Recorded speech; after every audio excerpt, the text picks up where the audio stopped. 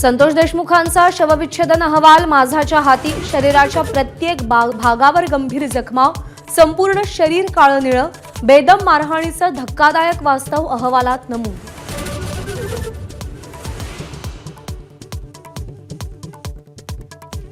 आमदार धसांचा कार्यकर्ता सतीश भोसलेचे अनेक कारनामे उघड, मारहाणीचा व्हिडिओ व्हायरल, गुन्हा दाखल होऊनही अजून अटक का नाही, सवाल उपस्थित.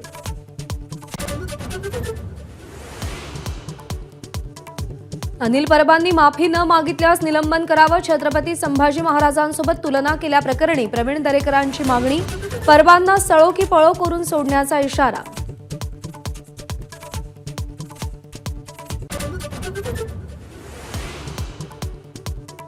आज राज्याचा आर्थिक पाहणी अहवाल सादर होणार. लाडकी बहीण योजना आणि इतर योजनांसाठी केलेल्या खर्चानंतर राज्याची आर्थिक स्थिती कशी याची उत्सुकता.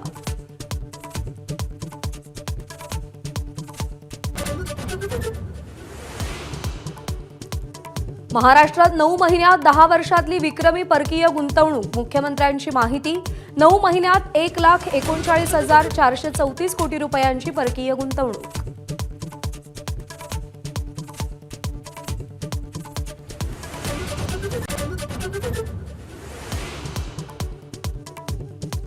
एकनाथ शिंदेंचे निकटवर्तीय अजय अशर यांना मित्र संस्थेच्या नियमित मंडळावरून हटवलं. फडणवीसांचा एकनाथ शिंदेंना आणखी एक धक्का, 3 उपाध्यक्षांची नियुक्ती केली.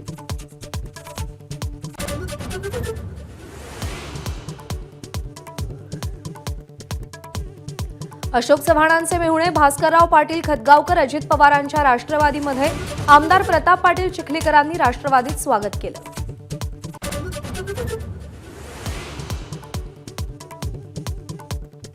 मुख्यमंत्री युवा कार्य प्रशिक्षण योजनेत गैरव्यवहार, बेरोजगार तरुणांऐवजी संस्थेत कार्यरत कर्मचाऱ्यांच्या खात्यावरच पैसे जमा, नाशिकच्या मराठा विद्या प्रसारक संस्थेतला प्रकार उघडकीस.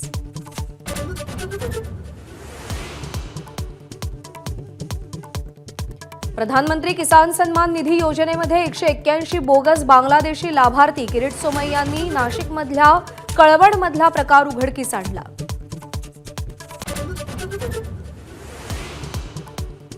महात्मा फुले आणि सावित्रीबाई फुलेंना भारतरत्न पुरस्कार द्या, सुधीर मुनगंटीवारांनी 100 आमदारांच्या सह्यांचं पत्र तयार केलं.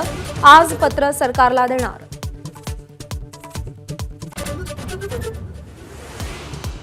तुरुंगातून बाहेर आल्यावरही महेश मोतेवारचे कारनामे सुरूच. जास्तीच्या परताव्याचं आमिष दाखवून लोकांकडून पैसे गोळा करत असल्याचा व्हिडिओ माझाच्या हाती.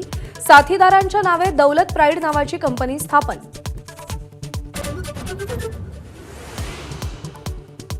बुलढाण्यामध्ये समृद्धी महामार्गावर वर्धा आणि यवतमाळच्या नागरिकांचं मूक आंदोलन. 1.5 वर्षांपूर्वीच्या अपघाताप्रकरणी बस मालक चालकावर कारवाई नाही, मदतही न मिळाल्यानं नातेवाईक आक्रमक.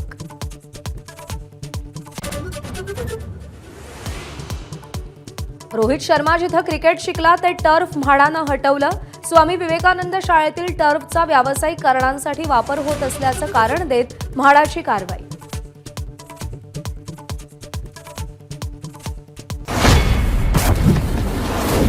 बातम्यांच्या विश्वातला सगळ्यात मोठा मंच,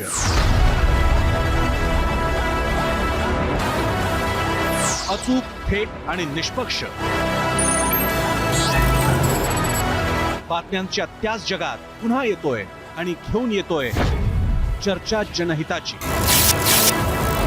नमस्कार, मी प्रसन्न जोशी. आता भेटूया 0 आवर मध्ये, सोमवार ते शुक्रवार रात्री 7:56 फक्त एबीपी माझावर. एबीपी माझा, उघडा डोळे बघा नीट.